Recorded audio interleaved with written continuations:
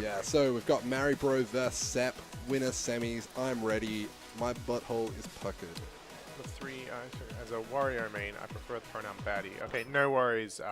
Draw your brothers, sisters, and baddies out there. All right, here we go. So Sep vs Game & Watch. Oh, down throw straight up. Let's go. So, Wayne known for his ability to read opponents as opposed to being technically proficient, although he is more than technically proficient. His nest just isn't like isn't the space animal kind of nest that you usually see in PM, but it's very good. Doesn't use that down B, the crazy shines. Yeah. Oh, nice, and that's what we're talking. He takes the first stop, taking a mere 31%. Cool. It's very interesting. I mean, I do think that Ness has some kind of disgusting combos on Game & Watch, but also Game & Watch has disgusting combos on everyone, so it kind of makes up all around. But both these players kind of are a lot more on the kind of like fundamental-based side than the tech-based. They're both just very solid players all around. Oh, look at this. There we go. Takes that, stuck with that up in air. I really wish that Maribro was just like a little bit more in center. Kind of looks like one of those people who take selfies or they only take half their face. Yeah, we got to fix the cam, that's all. We might be able to. I'll just see if I can do some magic. Oh shit. Oh no, they're not using the new version, are they? Sorry. Take over from him. You commentate. I'll do something. Alright, so Will loves that down air. The thing about down air is like once you hit the ground, it's got a landing hitbox, which is the most annoying thing in the world because you think, hey, I can shield grab this. They shouldn't have done that. And then, well, you don't have to. So I was talking to Will actually about this. The shield grab is actually so the landing hitbox is -7 on shield, but it's just because of the amount of hits done from down air. The timing is like really awkward, but it is definitely shield grabbable. But it is just, yeah, the landing hitbox throws off a lot of people's timing. Best thing that I've found to do against it is just simply like buffering a roll away or something like that, just to basically get out of the situation. So today we've been having a bit of a tie-off. We've got a lot of ties here, as you can see. Wayne's got the old polka dot, the old check. I think it's some kind of polka dot check pattern. And Will's repping the almost entirely black with tiny orange spots. So we'll see who wins. Personally, I've got it on the check polka dot, but who knows? Who knows? I don't actually think it's polka dots. Looking at the actual players, it looks like it's flex, but it looks like polka dots on the screen. Dang. Yeah, very cool ties though. That's just one of the things that camera developers don't plan for. Ties. They really should. Oh, nice. Now let's see. Ooh, I know a big thing about in this matchup is Game & Watch can sometimes struggle to edge guard Ness. Yeah, like just then we saw Sep go back on the stage, although to be fair, that was because Will... just baconed and did nothing else, yeah. Yes, he definitely committed too hard to a small edge guard. Yeah, it's something that I've found, and I've been trying to talk to Will about, and we've been trying to kind of work on his gameplay, is it's just because like generally he considers his reaction times to be below normal, so he has to rely on like some reads and stuff, but we've been trying to kind of go over more like flowcharts and option coverages as opposed to having to just hard read recovery. Yeah. See, here's the thing, right? There we go. That's how you do it. A lot of people say I don't have good reaction. Oh, that was not what he wanted. That was unfortunate. That was very unfortunate. Is this long? Oh, just leave it. Well, can you move this way? Yeah, can you guys like, shuffle? Perfect, perfect. There we Gorgeous. Perfection. So what I was saying about reaction times is a lot of people say, oh, I've got a bad reaction time, you know? Like I can't react fast enough. The thing is, it's proven that you can actually train your reaction time. So oh, definitely, yeah. If you have like a ball being shot at your face 100 times, you get hit 100 times, the 100th time, you're going to get slightly closer to not getting hit. Yeah. You know? And it's the same thing with Smash. You know, you play against enough people, you think about it enough, your reaction times are going to get better. Yeah. The other thing too, that's it's something like it's a hard thing that I struggle with the choice of, and I don't think Will really thinks about it too much. But humans do have a quicker audio reaction time than visual, and given the fact that there is visual like lag and stuff in the game, 30 upsides. It's having audio is actually like really vital to being able to react quicker to things. Yeah. Because it's also like the way that neural pathways are formed. So you start to associate sounds, feelings, and like visual input with different things. So you start to be able to process things almost unconsciously. Yeah. And that's like all part of reaction time. So what I'm trying to say is don't self-defeat yourself, guys. If you're out there saying, I don't have good reaction time, you can do it. It's possible. Oh, he just keeps getting hit by that. He's either got to work out how to edge guard it, or just sit back and chill and just let him recover. Because he's just taken damage and a stock earlier. So Yeah, I think Mario Bro keeps going for that bucket, like bucketing the up B. yeah, it's risky because it puts Game & Watch in a lot of lag, and you can actually just jump out and get hit by it, and it does the same thing. I just wonder if dropping down and doing a forward air might be a better option. Yeah. You know, you see the same thing, Moths do it. They drop down back airs, or they're like forward airs up B, you know? Yeah. So I feel like Game & Watch could definitely benefit from something like that. Yeah. He's just getting caught out by the lag of the bucket, that's all. Oh, Yeah. no. I love Ness's moveset. Like the bat, so sick. Oh, it's cool, yeah. He's a cool looking character. Yeah, no, Ness is dope. He's got some really nice stuff. Oh, really nice. There's something down tilt into up air. Cool. I really wish that there was like a B-boy themed Ness outfit, you know? Like a kid from the street. Oh, right. Sick. I thought you meant like B, like, you know, and I'm like, there is. Oh, yeah. There is a the B outfit's, costume. the B outfit's good. Yeah, it's definitely interesting color choice by Sepp. I don't see many players play green one. Oh, the jab into forward smash. So disgusting. He's a flexible player. The man can take on any costume. He's not afraid. Oh, nice. Oh, nice like late hit back air into the forward tilt. Interesting. I feel like as time's evolved, Mario Bros. Playstyle has become more similar to Corpse's playstyle, if you remember Corpse. Yeah. It's very much about option management. So he'll try and just cover as many options as possible, and then if that doesn't work, he'll go back and do the same thing. Yeah. That's not a bad way of doing things. I think it's a very interesting style of play. Yeah, it definitely works for some people, and it's one of those things that different players. Oh, the 9! The 9!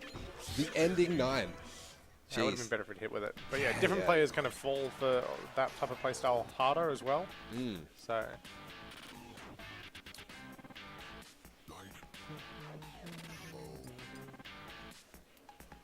So, boys and girls, how's the day been? Mine's not been bad. Did drive up to Perth yesterday, which is a 3-hour drive. So, slept that off last night. Bit hard. I don't know. I wouldn't recommend it, that's all I'm saying. I wouldn't recommend it.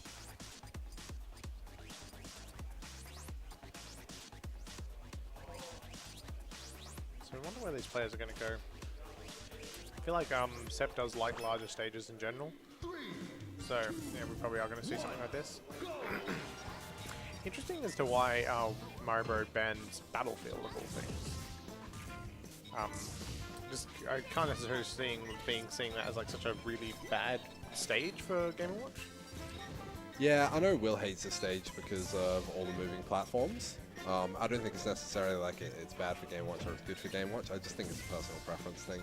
Okay. Whereas I know Sepp likes the stage because of the moving platforms. Yeah. Sepp's like one of those people who loves to play flexibly.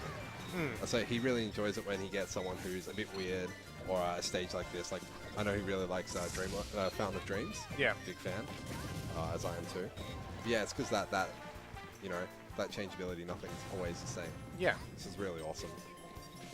Yeah, and then it kind of guesses if you have if you're better at kind of like adapting to the stage changes than your opponent, it gives you that extra edge.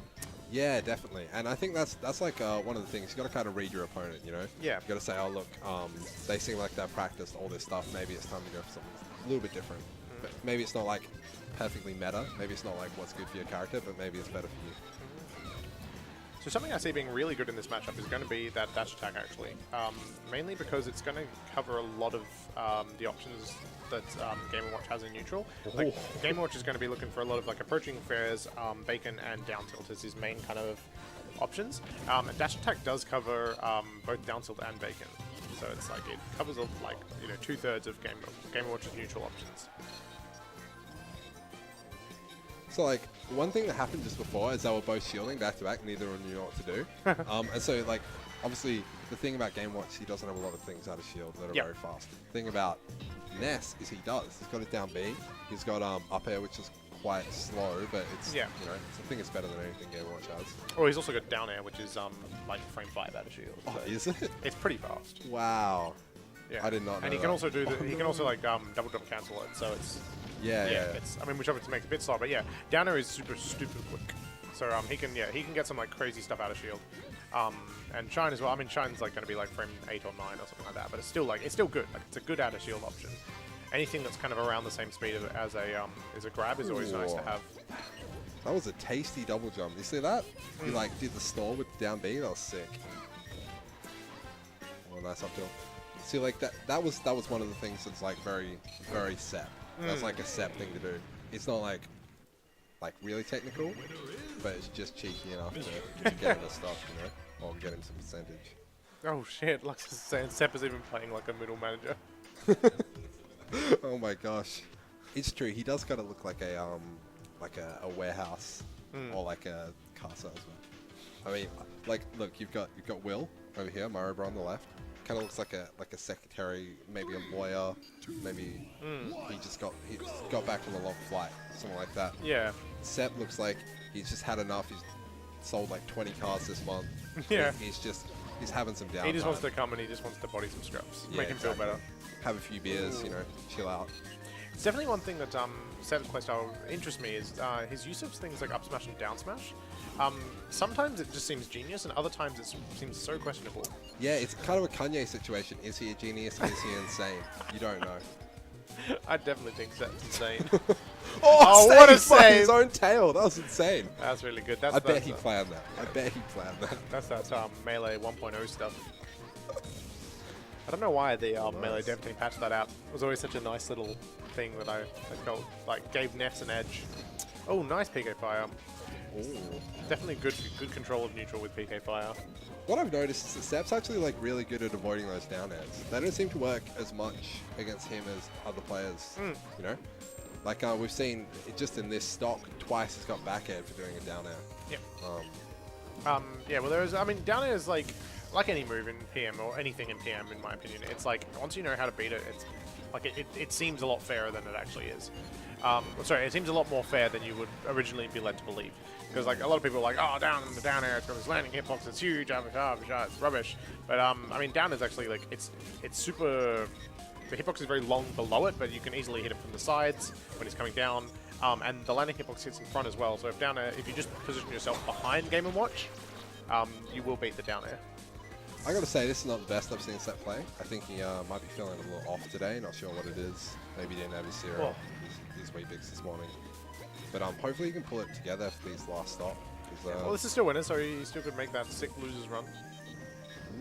This is best of 3, isn't it? Best of 5. That's why it's 2-1. Oh, true. This is still last game. Yeah. Yeah, as I said, didn't get much sleep. Don't blame me. Oh, no. Oh, nice. Whoa, that sneaks in that up air. I was so sure he was going to get hit by that up smash. So we've seen Sep come back from stuff like this before, but Maribro's looking pretty tight at the moment. So you know.